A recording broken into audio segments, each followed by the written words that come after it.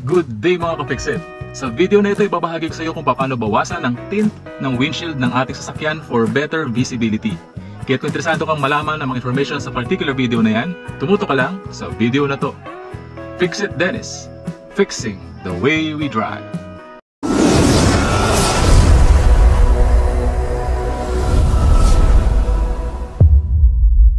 So sa windshield natin, makapapansin ninyo, nakatint yan ng buo. Dahil from the kasama mga ka-Fixit nung nirelease itong si Snow, nakatint na ito ng buo sa lahat ng mga bintana ng sasakyan na ito.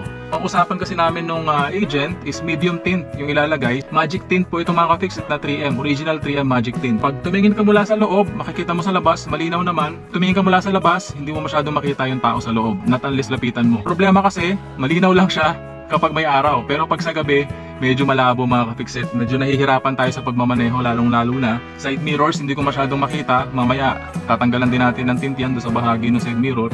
Pero mag-focus muna tayo dito sa windshield. Yung windshield mga ka-Fixit, medyo dark eh. Pag gabi na, hindi ko masyadong makita yung daan. Nahihirapan ako, lalo na walang masyadong poste ng ilaw sa dinadaanan ko. Nag-decide ako na bawasan itong tint para ditong part lang na to.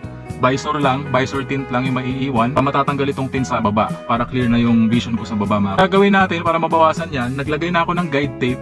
Ayan. So, sinukatan ko na yan. Gumamit ako ng measuring tape. Ayan. So, 6 inches mula sa ibabaw hanggang dito sa baba. 6 inches ang sinukat ko. Mula rito sa left to right. Gagamit tayo, importante mga ka-Fixit, razor sharp na blade. Ayan. Kung mapapansin niyo, bago to. Yung blade na gagamitin ko, brand new mga ka-Fixit. Pinalit ko lang dito sa lagayan ko, no. Pagka kinakatan natin siya, huwag masyadong madiin para hindi madamage yung salamin. Yung saktong diin lang na makakat natin yung tint. Ang ginawa ko mga ka-Fixit nga pala, yung tape, dito ko na nilagay sa ilalim nung part na gusto kong i-cut. So ibig sabihin, ito yung part na may iwan sa ibabaw, tapos dito ko siya i-cut sa ibabaw. Para pag pinull out ko yung tape, kasama na rin yung tint pababa. Okay, so gawin na natin.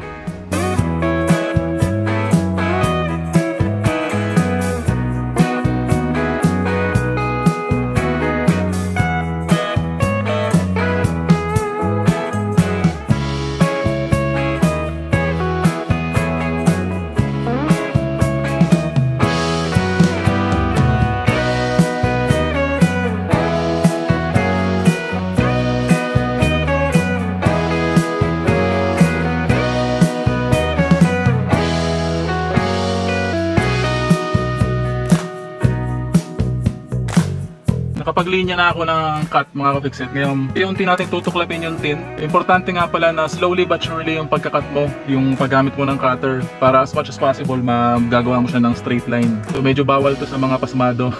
Pasmado ka, medyo mahihirapan ka. So importante steady hands pag ginagawa mo to. Sana all. Simulan na natin i-pull out yung old tint.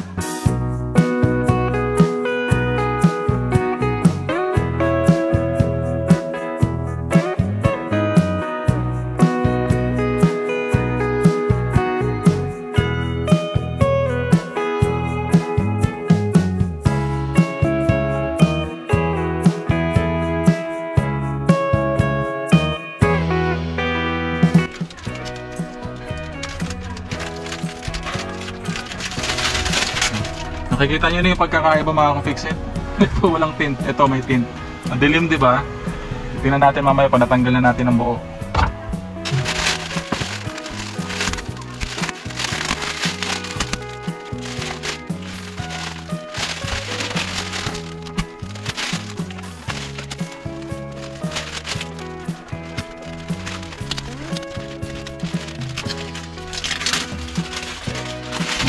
Ito yung natanggal natin tint so far.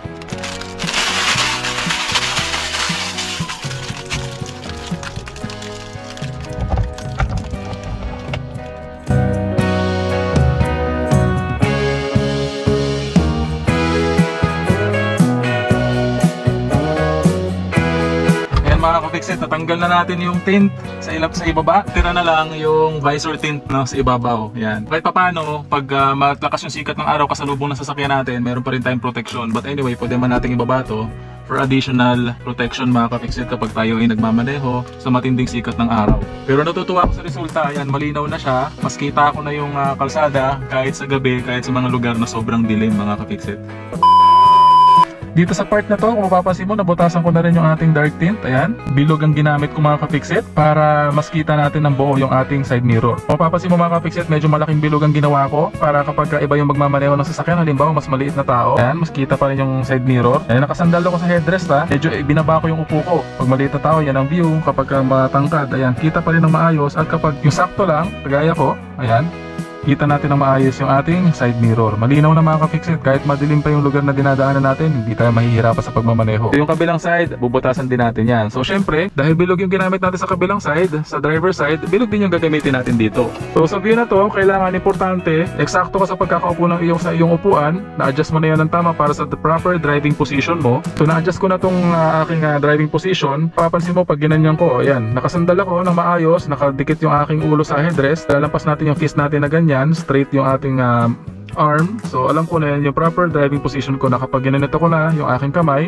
sa 3 o'clock and 9 o'clock position, komportable ko na aabot yung aking manibela. Meron din tayong 1 fist apart dito sa aking tuhod at sa dashboard. Proper driving position ko, abot ko ng tama yung brake pedal at accelerator pedal mga ka-fixit. Ang gagawin ko para makalagay ko ng tama yung ating guide sa ating salamin, ididikit ko yung aking ulo sa headrest at sasandal ako ng maayos. Titingin ako sa side mirror. Ayan, kailangan matakpan natin yung side mirror ng buo gamit itong guide. So check natin. Try ko lang muna ng ganyan. So actually, sa ganyan position ng plato na yan, as guide natin, plato yan ng anak ko pag kumakain siya ng cookies, si Cookie Monster. So sa ganyang position ng ano na yan, ng plato na yan, natatakpan na niya yung side mirror. So kitang-kita ko na yan mga ka-fixit. So ang gagawin natin, iusok ko lang yan ng konti para makat natin siya ng maayos. Okay? Gagamit tayo ng razor sharp blade mga ka-fixit. Ayan. Ito, meron akong iba pang cutter. Pang tuklap mga ka-fixit. Ayan, ito yung mga magagandang gamitin pang tuklap. So dapat yung hindi tayo mahihirapan na ikat siya, yung makapaabot pa rin natin ng cutter, no? Okay, so sisimulan na natin ito mga ka-fixit ha. Hawakan mo maigi yung guide, siguraduhin mo na firm yung pagkakahawak mo para hindi siya gumalaw. Sisimulan na natin ikat. Dahan-dahan lang, slowly but surely, huwag mo masyadong didiinan. Saktong diin lang mga ka-fixit.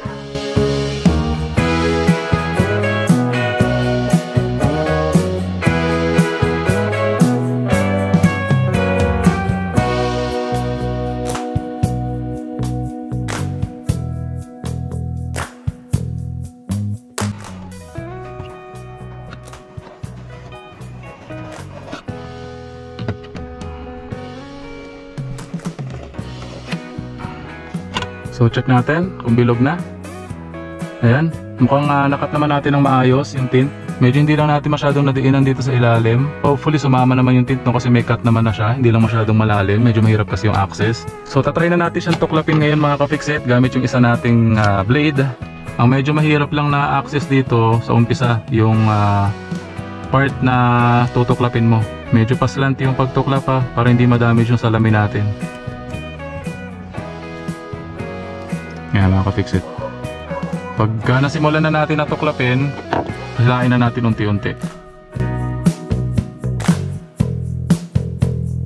Pag dito sa part na to, dahil meron tayong part na medyo numulas yung cutter natin, aayusin lang natin yung pagkakakat niya para hindi siya sumama.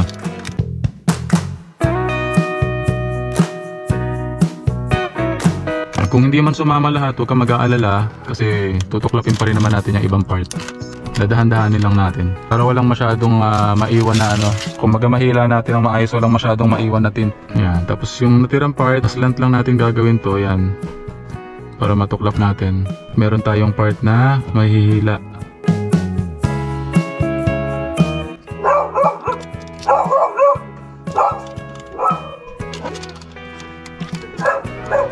Ayan, so sa pagkakataon na to, hihilain na natin to. Dadahan-dahanin lang natin mga ka-fixit.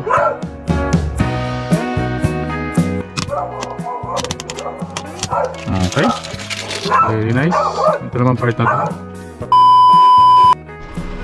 So ito yung itsura niya mula sa labas mga ka-fixit. Ayan, kita nyo, maliwanag na sa loob o kita na natin yung loob. Ayan yung ating sun visor na natira sa ating tint. Very nice. At ito naman yung itsura ng butas natin para sa side mirror. Ayan. Hindi naman masyadong masagwa mga ka-fixit. Ayos lang din naman. Tingnan natin sa kabilang side.